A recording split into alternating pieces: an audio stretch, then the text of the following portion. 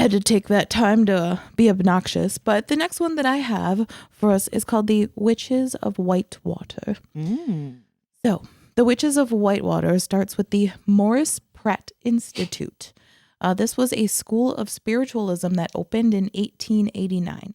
So for anyone that doesn't know what spiritualism is, this was a huge phenomenon that became popular in the U.S. from the late 1800s to early 1900s. Essentially, spiritualism was talking with the dead. Ooh, okay. Lots of things can happen when we talk with the dead. So I don't mess with Ouija boards. Anyway.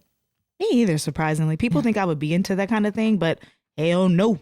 That seems to be a little, it's like, I don't know, too easy. Too easy to get some bad shit happening to you.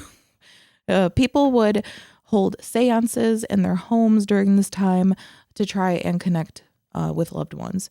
Some hardcore spiritualists even connected with the dead because they believed it got them closer to God. By communicating with someone that was on a higher plane than them, it got them closer to God.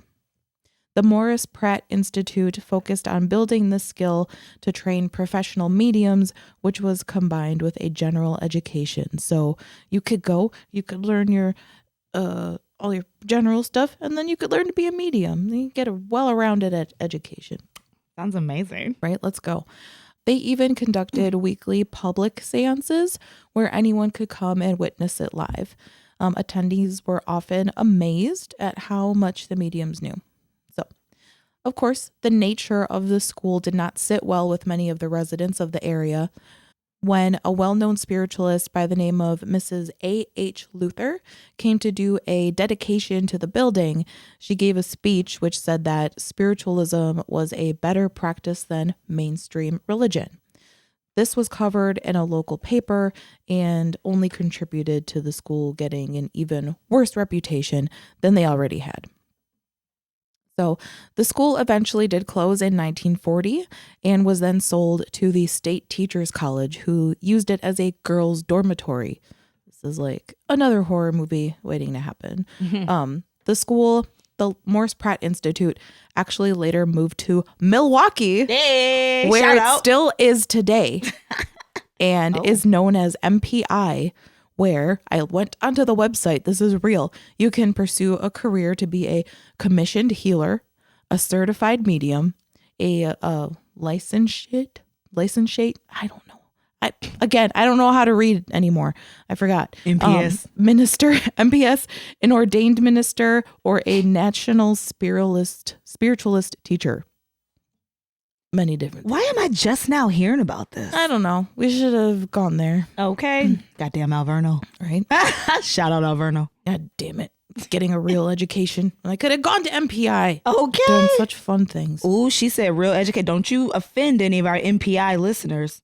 Guys, that's a real education as well. A quote unquote real education. You know what I mean? What's seen by mainstream people as a real education. Judgy Luli over here. Oh, stop it.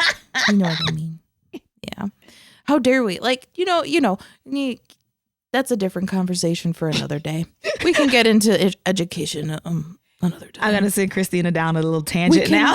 We can save that for the Patreon. When we get our Patreon, we will let you know. Okay. Yes.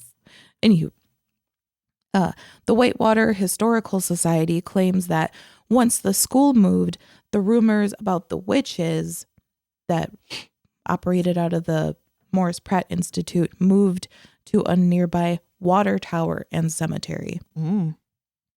It was a really interesting article. They said something about how if a building moves or gets torn down, the rumors about whatever happened in that building usually moves to like the next closest site. The next closest area. It seems like the rumors moved to a nearby water tower and cemetery. So today, the water tower is said to be where many of the witches conducted ceremonies at Starren Park. I guess they would gather around the water tower and do witchy shit. I don't know. If you were to visit the tower today, it appears that there's a fence around the structure which has spikes designed to keep someone from coming out rather than going in. Fun twist. I like that. I know. I'm gonna build that in my basement. Right, Men down let's there. go. You actually have them. I'm like, oh shit. She You wasn't can come joking. in, but you can't come out. Oh, that sounded dirty. Can't come out. Damn. This leads people to believe that something is stuck in the tower, unable to get out naturally. Another interesting fact about this area is that there are 3 cemeteries: Cavalry, Oak Grove, and Hillside. And if you connect all of the cemeteries on a map, they make a perfect isosceles triangle. And everything along the edges is said to be haunted as well. Okay, isosceles, I see you. Education, because period. I love math. Oh, I hate it. But like geography and like pronouncing stuff, forget about it. I can't math for shit. Math is fun. And physics. Keep going. Okay. Can't agree. Together we are a well-rounded person. So all of these happenings has led Whitewater to be known as a second Salem. Maybe Maybe when we get like $1 million through the Patreon, we can go to the real Salem. If you would like to sponsor Blood Sisters, go into the real Salem and donate $1 million. Sponsor 2 poor Milwaukee, Wisconsin ladies to go to Salem. Can we have some more, sir? Please, sir, I want some more. Perfect. So, lastly, for my last one, I have the Kenosha